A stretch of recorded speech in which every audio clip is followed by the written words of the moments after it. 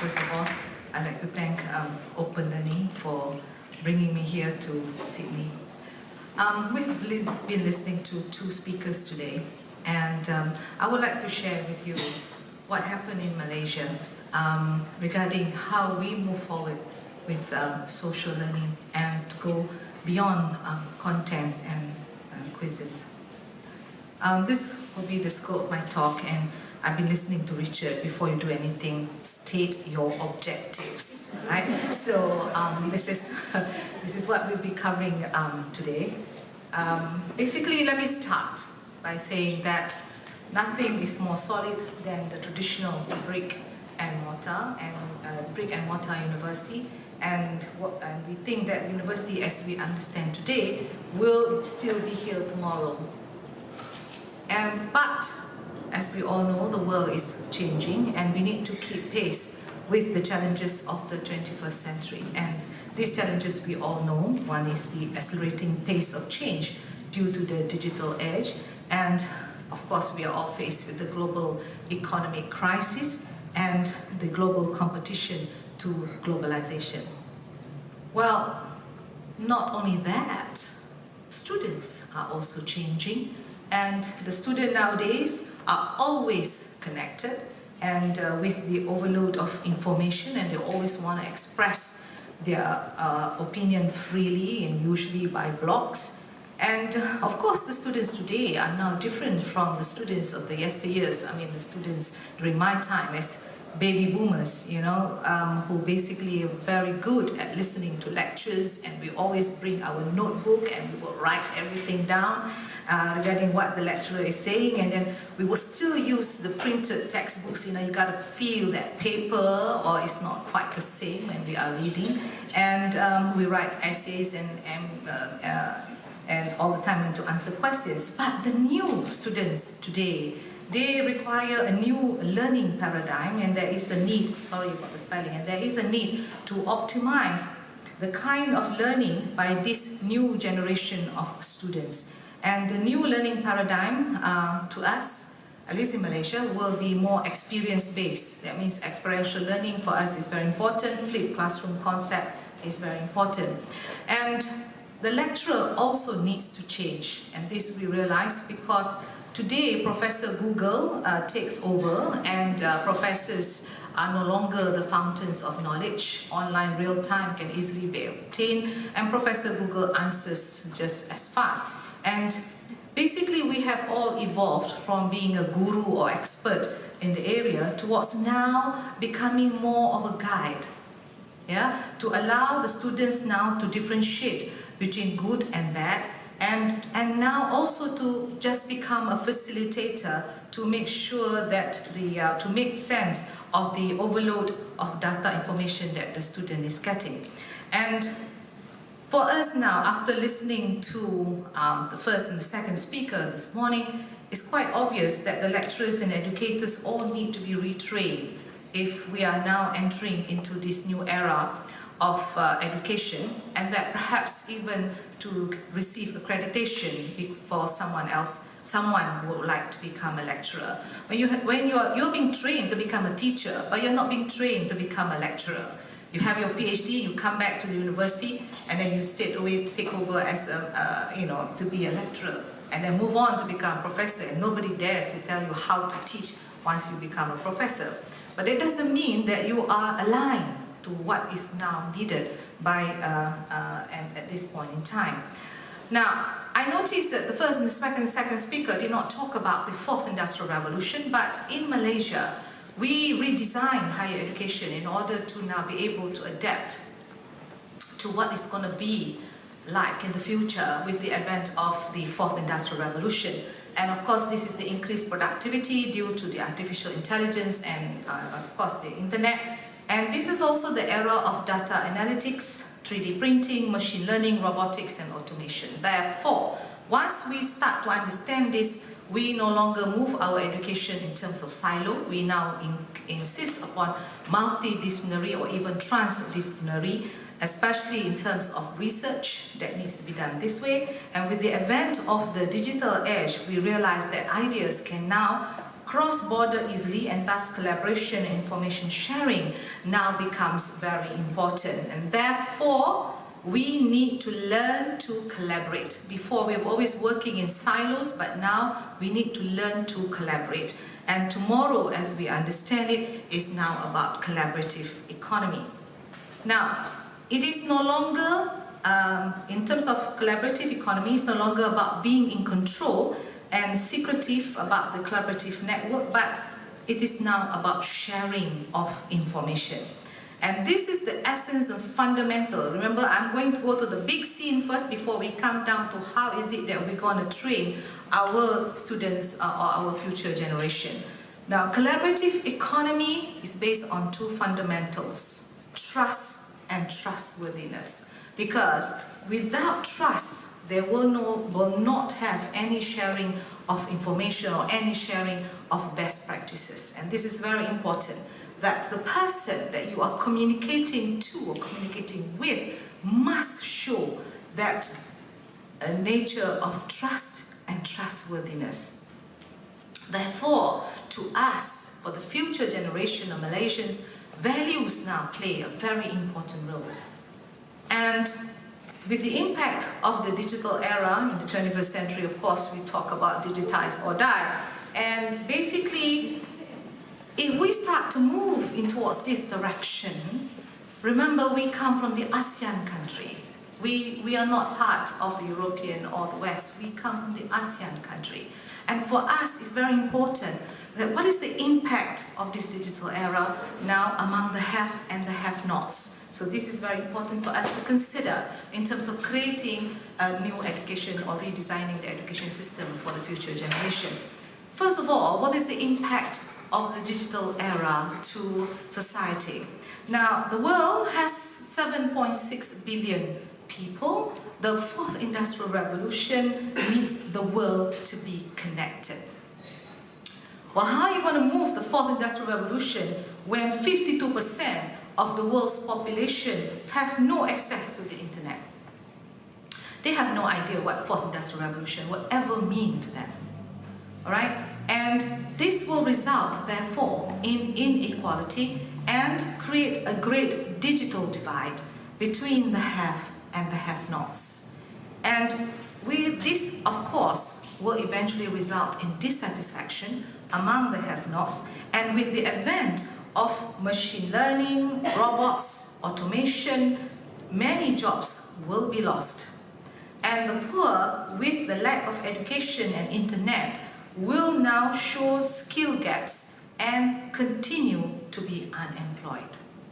So we have also, in our education, start to now think, how can we also allow for accessibility to higher education, but try to reduce the inequity divide, right? And we want to be able to see whether we can move internet broadband, education versus internet broadband, versus education using mobile broadband. So this is also another facility that we need to now look into, because mobile broadband is more stable and it can reach out, so anybody with a handphone can now be receiving some sort of education. But even among the have, all right, the connected, we do have a problem. It's called technology addiction. And we are now allowing technology to take over. You can see the whole family there. Nobody's talking. Everybody's referring to their devices, right? And even here, to the point in time where we will have even children now referring to their devices, right? So, and whether you realize it or not, what the fourth industrial revolution is now bringing is the new norm, which is the elimination of human-human interaction. Sometimes we do not realize this, but essentially this is where we are heading to, right? Technology takeover is seeing 38% of college students cannot go 10 minutes without checking their email, tablet or smartphone. And I can tell you, inside this room, it doesn't take 10 minutes for you to be checking your handphone. And look at all these people in front, and they are Malaysians already here. And you know, and they will also be checking on their handphone. So this is how much, whether we realize it or not, it's in a form of addiction. And basically, what we're beginning to see, whether you realize it or not, the more connected we are, the less connected we become. All right? And what do I mean by this? Because first of all, right now, we no longer go to the shopping mall. We order everything online because we're very busy people, so we order everything now online. Once we start to do that, we no longer begin to talk to the salesperson. It's now between us and the computer. And of course, like Singapore, Malaysia will never be left behind. And we were moving for driverless cars. All right, and therefore, why bother to talk to a taxi driver when we can have a driverless car come to your porch and then take you to wherever you want to go? Again, no more human interaction. Of course, now digital music. We used to go to the music store and try to get, hey, what can you recommend for me? Which music is better and whatnot? Now we no longer. We have Spotify. We have other things that we can now download. There's no need to have human interaction. Then we have the automated checkout and automated shopping. Like what we do in China, when we go, everything is on QR code and you can now shop. And there's no need for money transaction, everything, there's no need to talk to anybody. Just take whatever you want and get out. Because by the time you get out, all bills will be now billed to you. So this is the kind that we're going to. And lastly, among other things, we are also now moving to the robotic workforce. Because once we start to do that, the employers really love it because there's no personality problem, and you don't have to deal with overtime, and then there's no union problems, which is even better, and then people don't complain, and even better, you save a lot of electricity because the robots can work offline platform, so they can work in the dark and things can move and whatnot. It doesn't matter because they're working on biosensors. So here we are, right? We are slowly now, not even slowly, we are fast moving to this kind of era. And black baby boomers, and as a scientist, I will always refer to the philosophy of Einstein, and he says, I fear the day that technology will surpass our human interaction, the world will have a generation of idiots. Right? And are we already seeing that? Perhaps yes, we are, because you can see that the man is drowning, but more and more we are trying to say now with the handphone. Okay, so this is what is happening now. So it is very obvious, you know, Richard asked, where do you want to go? Okay, so where do we want to go? We want to make sure that the future Malaysians now have and must make sure balance between advancement in technology but maintaining human interaction. Okay, because at the end of the day, change is inevitable, and therefore we all understand we have to embrace reality, right? But the thing is, please, we want to be able to tell the Malaysians that basically machines empower humans, but we must not allow technology to take over us, right? And the key for the workforce of the future, because we can't train for something that we don't know about, because the future, we have no idea. 65% of jobs in the future, we do not know what these jobs will be. So how is it that we're going to train the people to be? So therefore, we say to train the students to have new skills, upgrade their existing skills, be creative and innovative, enhance interpersonal communication skills, and always to have upgraded new knowledge. And therefore, there's a need for critical thinking, problem solving is very important, and lifelong learning. All these must be trained to the students that they can always now undergo this via online learning, MOOCs, or upgrade courses. And education is, to us, is about transformation.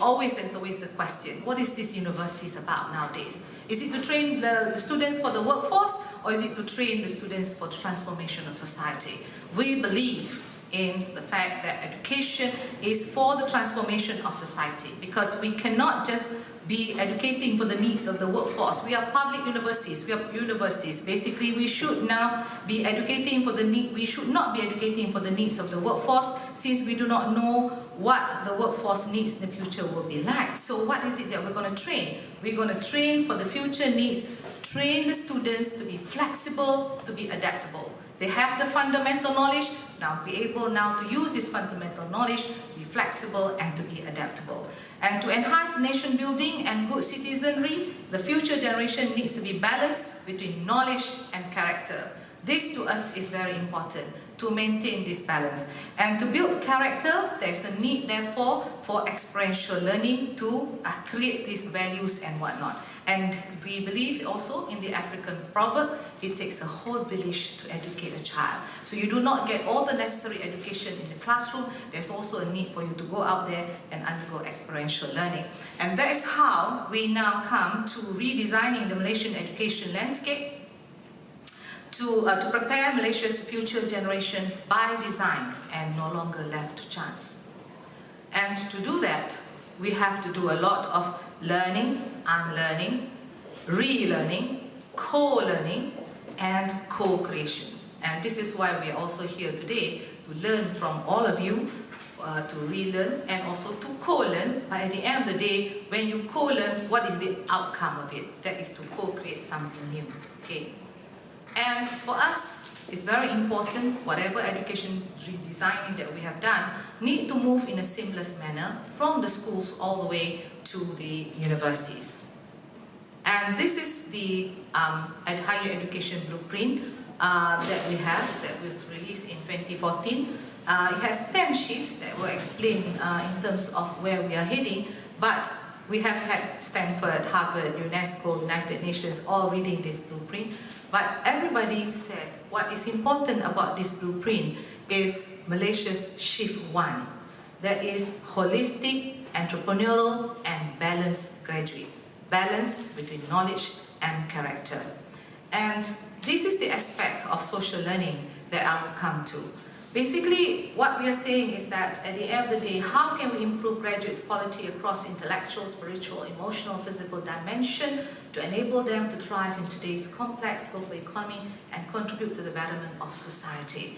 And we say the end game is for entrepreneurial learning and service learning central to the curriculum, and to have an integrated assessment on their performance.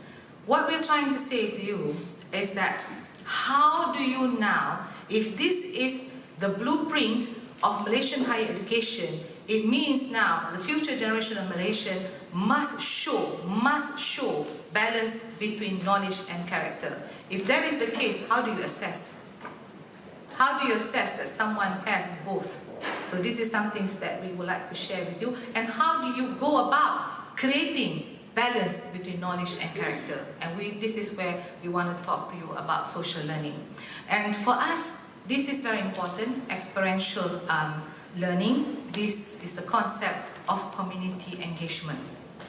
We don't want to talk about just pedagogy. We want to be able to do it. As Richard said, just don't talk about the survey, just do it, okay? So this is what we are doing now.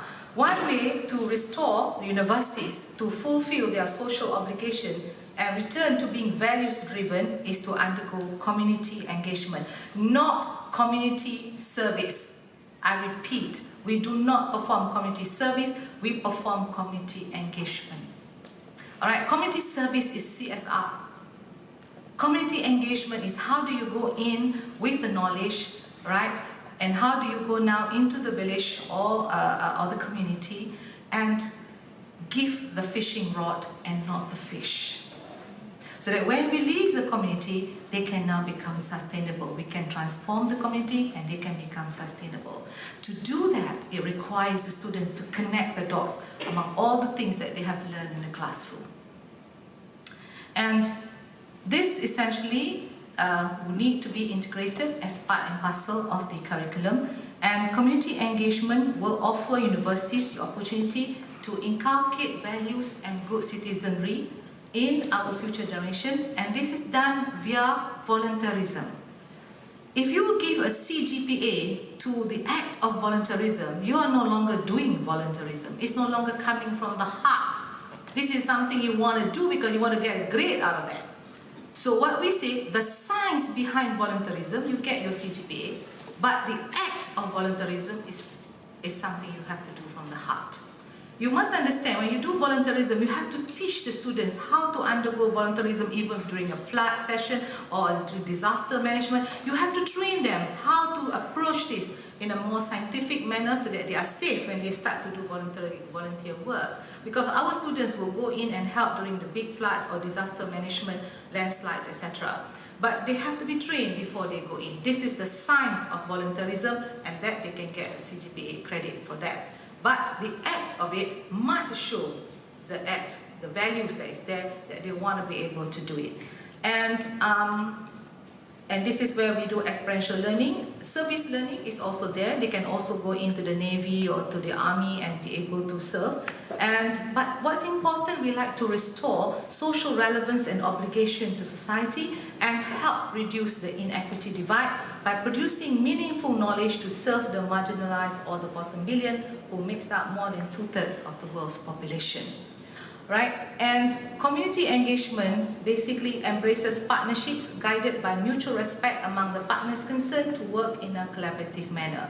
When we undergo community engagement, it can be from the university, and it can be a collaborative manner between two schools, engineering school and medical school, or with the business school. They can all go in and in a collaborative manner, or it can be between two universities, between Taylor University in Kuala Lumpur and Sheffield in UK. They have done that before, and both of them fly in, they go to a community, and what's important is that they learn to listen. Sometimes we go in and say this is the best thing since sliced bread for this community, but we find that whatever we have done for the community, because we did not listen, all right, the innovation that we have done is not sustainable. You come back 2 or 3 years later, nobody's using whatever that you have introduced. So it's very important that we listen first. What is it that the community wants? And then the students go back to the universities. They now work in a multidisciplinary manner to now produce the solution for the community. Now, in terms of producing the solution, this is the innovation. And this means they need to connect the dots of all the things that they have learned in the classroom to now apply this solution in real time, real life. Richard was talking about, the student having whatever they study in the classroom and how they behave in real life are two different things.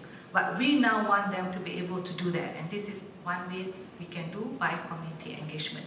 Medical students all are not excluded. They also have to go in. In fact, medical students have to stay in for at least 2 weeks to be able to understand how the life of the community. Only then can they now become aware why is it that infectious diseases occur, tropical diseases occur, and how now they can help the community.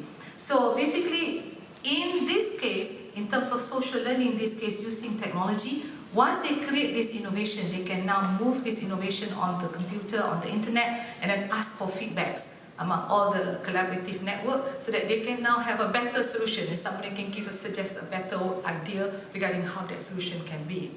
So this is how we can make use of both technology, but at the same time maintaining human-human interaction. And to us, community engagement is very much relevant to answer the 21st century challenges. And when we perform the community engagement, as we concentrate on the impact community, we also need to discuss about the concept itself. We used to undergo knowledge creation, and that is transferred to the community, which we call knowledge transfer. It's so very ivory tower thinking, that, like I said, whatever we have done is good for you, all right? So we go and do knowledge transfer. Now, no more. We shouldn't be involved in knowledge transfer. We should now have a two-way, because as much as we are now trying to teach the community, we are also learning from the community. It's a two-way street. So this is now knowledge exchange. But the end game of the students when they actually learn, because what is the impact of the student if they cannot transform and create a sustainable change in the community? And that is knowledge assimilation. That will be the next challenge for them. But to undergo knowledge assimilation, they need to work with quadruple helix. They must understand it's not so simple. You know, you have an idea, you go in and you say it can work. It doesn't work if you don't work with the government, you don't work with the industry, you don't work with the academia and the community. So all this, they must learn now about quadruple helix. So these are the kind of realities that the student now must learn, so that now when they make an opinion, they do understand what does it take to have anything from idea all the way to now being inculcated and being used in society. So this to us is part and parcel of the social learning that we now have the students perform. And to start, we need to, as I said, undergo knowledge creation, and to do that, there is the listening and the observation to what the community wants, and being able to recognize what are the problems and the opportunities that is there, and seek evidence to support observations, followed by analysis of the evidence, and implement activities via experiential learning or service learning with reflections. So this is very important that they record what have they learned today from the intangible point of view. Alright, because sometimes in CGPA you're looking for something tangible, we are looking for both, the combination of tangible and intangible. And sometimes this is also important because as the undergraduates they go through, they are going to be the entrepreneurial mindset. If they go in now with the training of entrepreneurial mindset, they can now see the end in mind. What is it that the market wants really? What is it the community wants, right? So this is how now they create innovations that will now be very much relevant to what the consumer needs will be. So as we move towards collaborative economy, it becomes all the more important that we work in partnership. So again, the students now need to learn that it's not enough be working among Malaysians. If we want to move in the world, we got to be a global citizen, and therefore we must learn the word partnership. And this is something that we are now doing with other universities or other agencies that are like-minded and willing to work together to achieve a common goal. And we need, therefore, to shift from acting upon the community with our ideas to working side by side with the community to define the questions and offer them the relevant solutions. And community engagement, this is where we now train the students as well.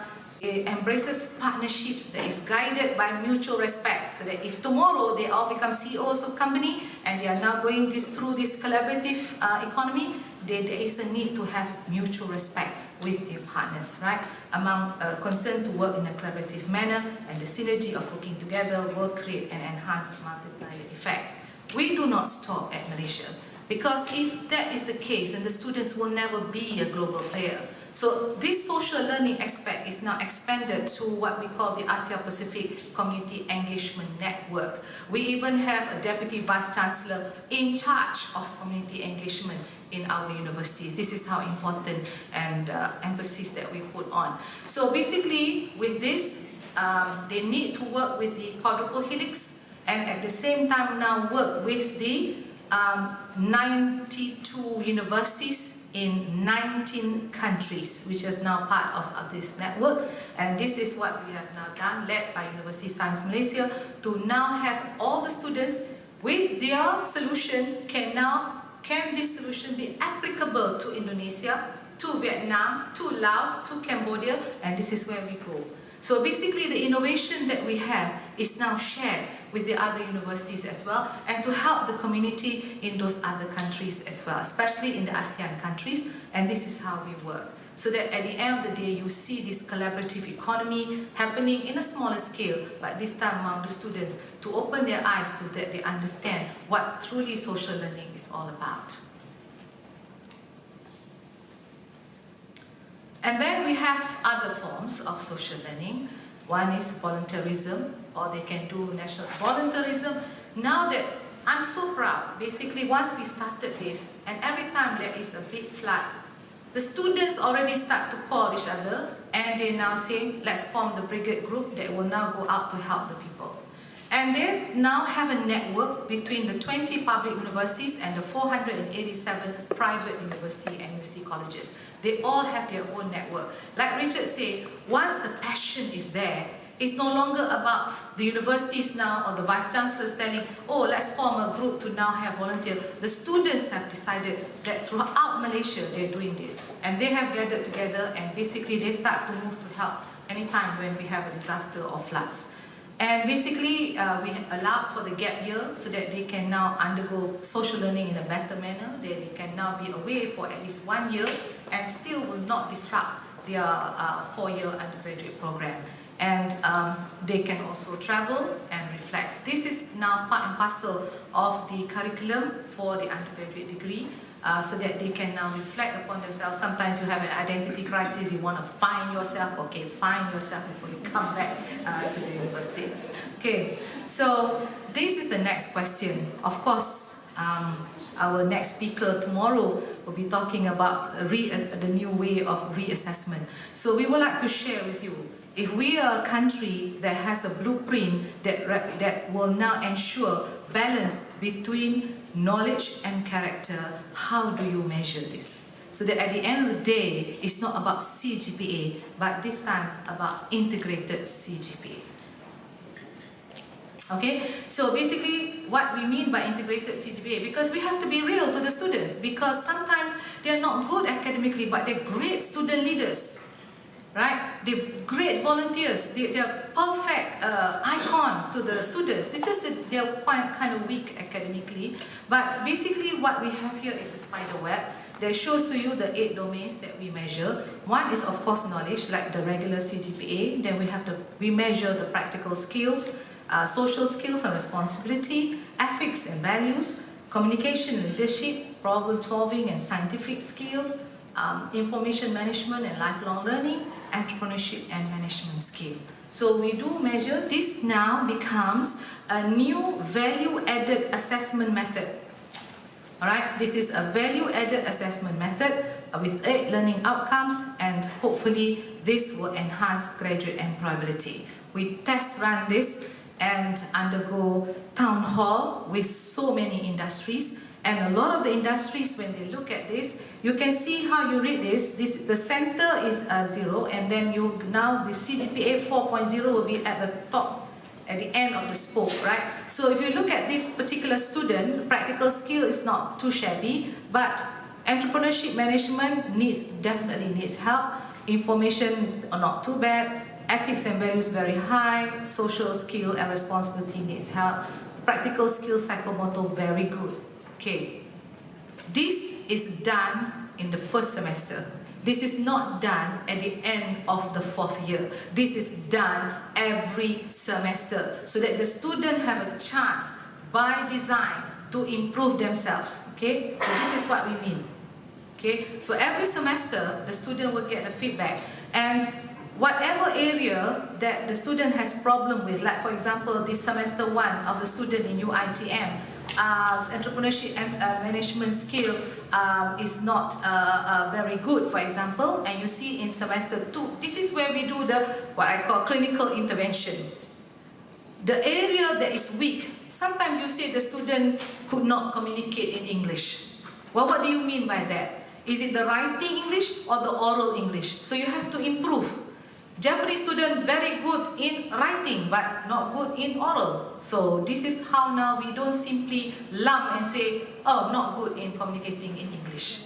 So we then deep dive to find out which part, and we do the intervention to make sure the student improve in the areas that they are not good at. So you begin to see the lines in yellow for the 2nd semester, and the student will begin to see how much the student has also improved.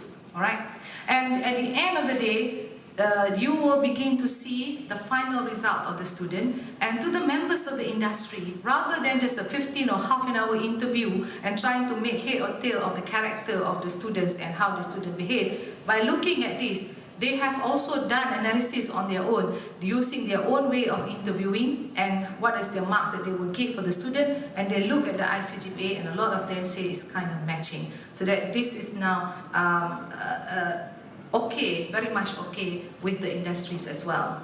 So this basically is an integrated grading system for assessing and reporting students' academic performance and professional skills attained during the course of their study. This is already being practiced in all of the 20 public universities in Malaysia. We do not do this like every course needs to undergo this, we say, okay, allowing this to happen and giving time up to 2025 to have now as many of the courses and programs turned to integrated CGPA. And functions as a platform for students to enhance their competencies and expedite student acclimatization to attain suitable workplace skills and mindset at the beginning of their academic years. So basically, I may not be able to explain in detail, but all the experts in the room here, they are from MEPTA, so they should be able to explain to you in more detail. And the next thing, what the World Economic Forum has to say, automation will lead to job losses that will impact both men and women equally, and robots will take over repetitive jobs. So what we say now is that instead of creating job seekers, we now train to become job creators. Right? So this is the end game for Malaysian higher education, because sometimes you always end up with, I can't get a job because I don't have experience, and I don't have experience because I can't get a job. And it goes around and around like that. And therefore, who's going to give them the first chance? So that's why at the end of the day, right, at the end of the day, it's better to be job creators rather than job seekers, especially when the economic crisis is there. There's not enough jobs working for the government and the private sector, so it's might as well now create your own jobs. And in order to ensure that you can create your own jobs, you need to be guided. And we call upon the best CEOs in the country. One of them is here in the room, Dr. Abu, and the best CEOs in the country to now actually volunteer 30 hours of their time teaching the students for free. And teaching them about, not about what does it take to now be a successful entrepreneur.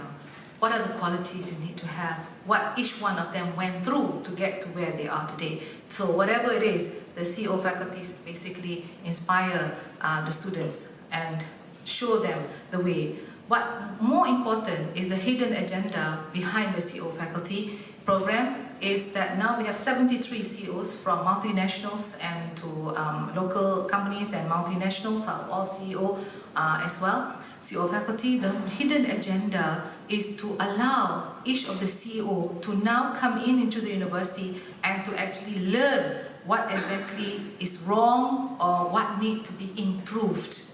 Because you cannot simply ask members of industry what is wrong with the education system and they start talking things from the top of their head, and they have never even hired any of our students, right? So let's talk real. Okay, you come in here, you talk to the university, you learn how the students tick, you learn what the lecture is all about, then you give us the feedback so that now we can improve. And on top of that, we are now sending our own lecturers to now be tutored for at least 6 months with the CEO faculty, so that now they learn to have this entrepreneurial mindset, so that it is not so academically inclined whenever they are training the students and when they do the course design. And of course, to have more experience, we do now 2U, 2I, 2 years university, 2 years in the industry, so that the students learn what it's like to be industry, and some of the universities that is already doing this is now highlighted. And if we are now talking about service learning, we're talking about experiential learning, we now also acknowledge that sometimes not everybody have the brilliance of finishing high school and then straight to university. Some of us are poor, we have to work, and therefore we now have accredited prior experiential learning APEL to produce credit transfer, so that if you have worked in the industry for more than 10 years, then you are now also capable of coming back, either doing your master's or PhD. We allow for the credit transfer and we acknowledge that. So basically, this is the entire redesigning of higher education that we have done, and part of the redesigning is to share with you the social learning aspects that we have done in order, and of course the assessment that needs to now be there with the change in the redesigning of the higher education. And of course now, needless to say, 5 of our research universities are now the top 1% in the world, and all the other 15 universities are also moving up in the ranks. So we are not saying that ranking is a factor to this, but what we are saying is that it does change the mindset of the students and the mindset of the people to now be able to cope for the future. And this is the wisdom of our minister, who says ultimately technology is just a tool. People come first. So this is what we are also aiming for, and the purpose should be centered on humanity and public interest. So if we talk about social learning, this we have at heart. We do not simply just talk about learning design, we actually do it. And once you do it, how do you measure it? So these are the things I think that you also need to address in this particular conference. And also we train for tolerance, respect, care and compassion to come into play. We are not a homogeneous society, we are a society of multi-religion, multi-race, and it's very important. So like I said, when you want to design something, you gotta look at what is happening in that country and how each country may have their own formula of doing things. And eventually it will boil down to culture and values, and with the 4th Industrial Revolution ushering a new cultural renaissance, it needs therefore collective wisdom, and that's what we are aiming for. So end game, as a scientist, I will have to quote Charles Darwin again, it is not the strongest of the species that survive, nor the most intelligent, but the one most responsive to change. And change, as we say, is inevitable, and that's what we're trying to do, but to create a better and better future generation formulations. Thank you very much for your time.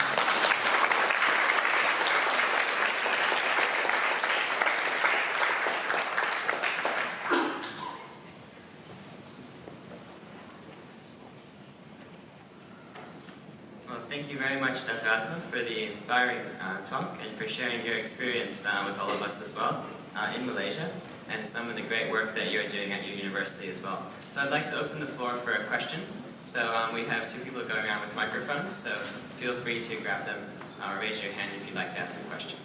Thank you.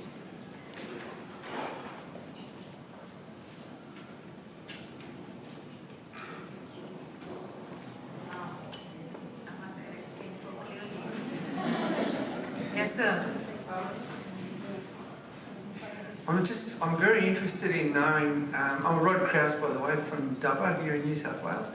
I'm a high school teacher, and I'm wondering if some of the things that you've been talking about have got some roots leading back into the high school situation. So in other words, are the children being prepared to move into this type of social learning environment at universities at the school level?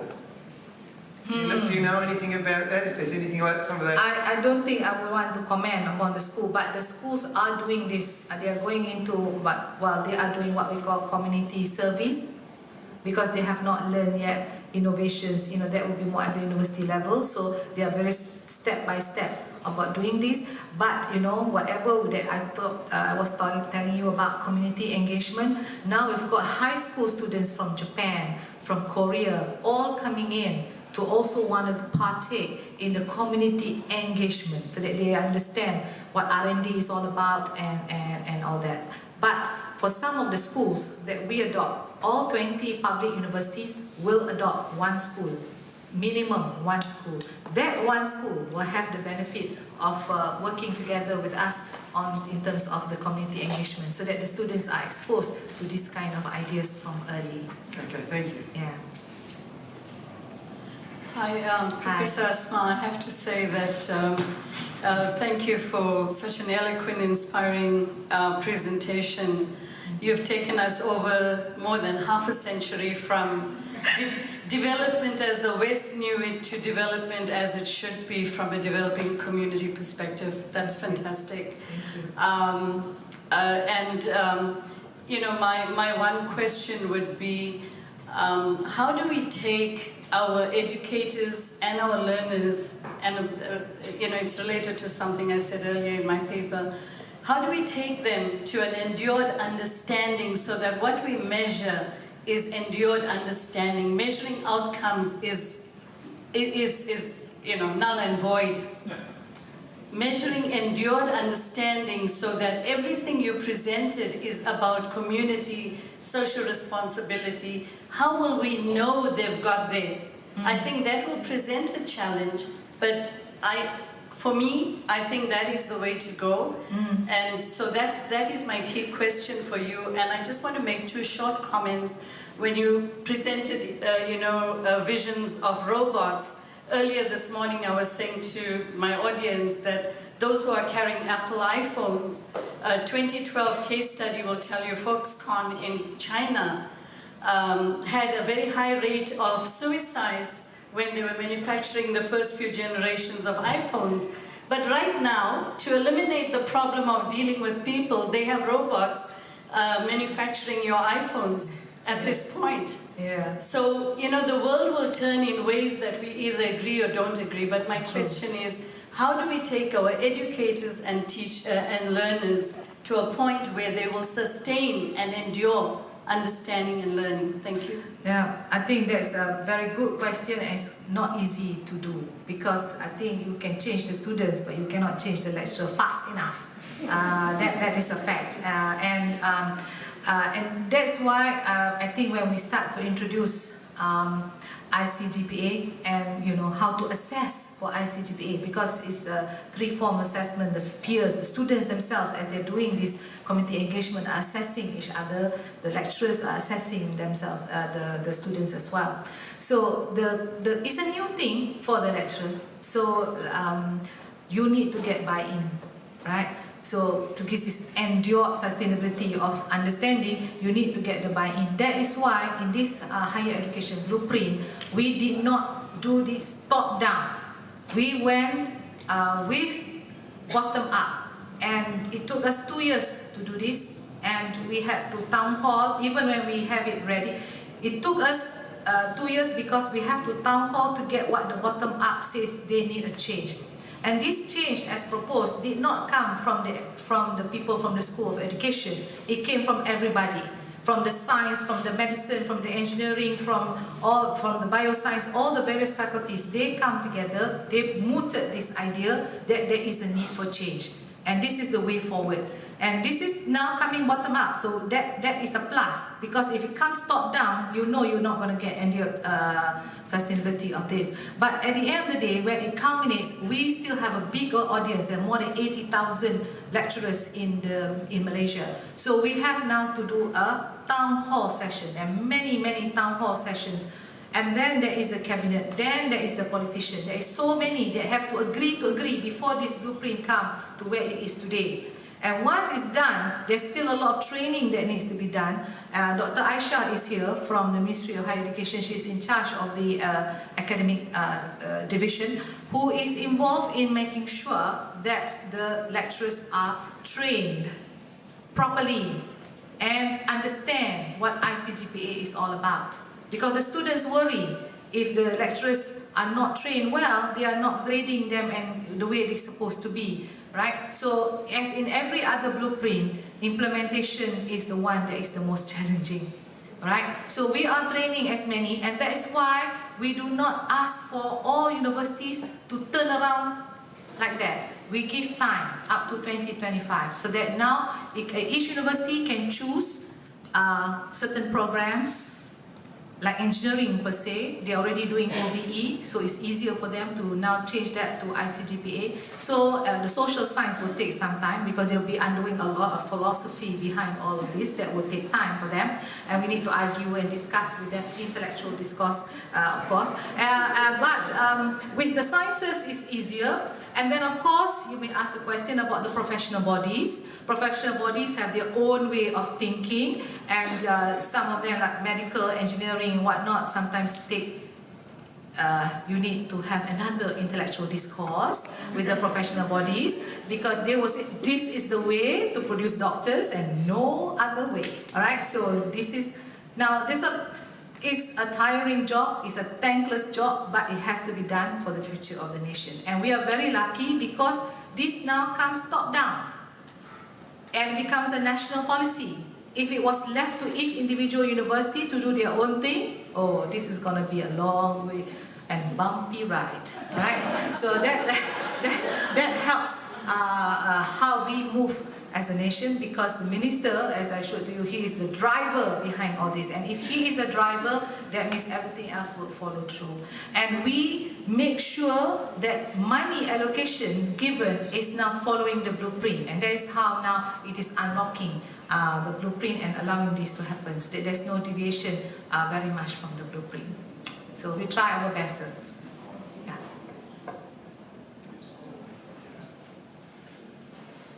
Okay. I'm from New South Wales, or actually I moved to Melbourne recently, but I was just interested in your CEO program, and in particular we get a lot of advice from big business about what we should be doing to change education. I thought it was quite refreshing that the CEOs come into the education system to find out just what's actually going on there before giving advice. That's right. Quite exciting. You cannot give advice without knowing what's going on. Yes. Yeah, so are they finding anything exciting in education that surprises them, I guess, is my question. Well, you know, before, when I first became DG of higher education, there was a lot of bashing from the industry, saying that, you know, your graduates, they don't fit with what we want. What exactly do you want? This is our question, right? Because we are public universities. We cannot be simply producing enough for 150 people for your industry. When we produce a biotech, we produce for the whole country, right? So what is it do you want? Because each one of them are giving feedback as to what they want from their company's point of view. But this cannot be done. I mean, as a nation, we are producing, you know, for the country, the workforce for the country.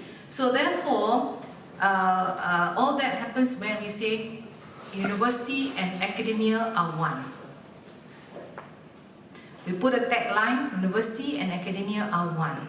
We need to help each other to move the country. And that's how they're coming in now. And when they come in and understand, and now we have, basically when we look, we have a list of companies that employ, that we say the highest employer of our students. And these are the companies we bring in first as CEO faculty, because they are watching the students, you know, they are having human resource director, also a former alumni or whatever. So they know what it's all about, and they're giving us very good feedbacks because they know how well or not so well our graduates are performing. And this is from there that we now come to the idea of these challenges that is needed, the critical thinking, problem solving.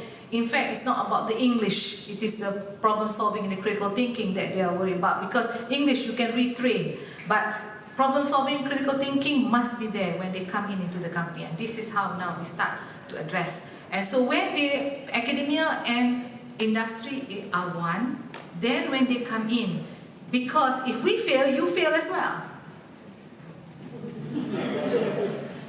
That was the whole idea, because we are one now. See, Abu is already laughing. Okay, so that is the whole idea. So if we fail, you fail as well, because you fail to guide us, right? So this is why now I think we have academia industry dialogue every 3 months. We have with the minister chairing, and northern region, southern region, eastern, west, whatever. So the companies, I mean, I had mine in the northern region with Penang at USM, and 250 CEOs come in.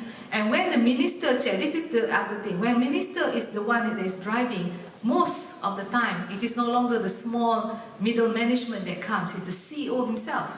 The CEO himself will attend the dialogue, and they will give the feedback regarding where they stand, what they want things to happen, and so on and so forth. So this is another, I forgot, this is another CEO faculty that is also helping us in the ICT arena. So yeah, we get better feedbacks now, and we get, how do I say, when they start to train our students and they start to give their talks, a lot of the students are inspired. They now really know what it's all about.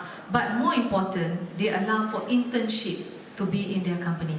It's not easy to go into Shell or ExxonMobil or whatever, Pesta Riang or even OpenLearning, you know, unless you are CEO, you feel more attached to the university, then you allow. Tony Fernandez, Air Asia, whenever he gives a talk, 5,000 students are in the hall. You know what it's like to be an icon talking to 5,000 students. So of course, Tony Fernandez painted University Putra Malaysia on his Air Asia plane. and soar upwards with that. And of course, whenever he comes, he gives free tickets to anywhere in the world. That does help, but he's very much attached. But what we want to do is like people like Adam and Abu, they go not just with one university, right? You have to be shared, right? Yeah, so you go to the other universities as well to share their experience and stuff, yeah. Maybe you should be asking the two CEO faculty how they feel about, being in this program. And right now, we are having, before it was like, could you be CEO faculty? Now we have, can I become a CEO faculty? And the other one, why am I not selected as CEO faculty? So now we are moving along in that direction. We started with 15, now we have 73 CEO faculties. Yeah.